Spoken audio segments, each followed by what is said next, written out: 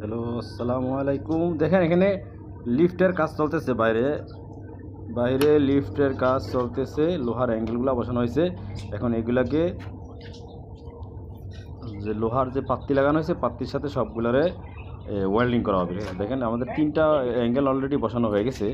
এখন একটা বসাইতেছে। 4টা হইলে মোটামুটি একদিক কমপ্লিটের দিকে আর কি। তারপর হইলো এদিকে ডাইনে বামে যেগুলো বসানো হয় সেগুলো। তো দেখেন এই যে ক্রেন দিয়া বসাইতেছে লোহার অ্যাঙ্গেলটা বসায়, নিচে আবার এগুলারে এই ওয়েল্ডিং করে দেওয়া হইতেছে। ঠিক আছে, বসানো শেষ।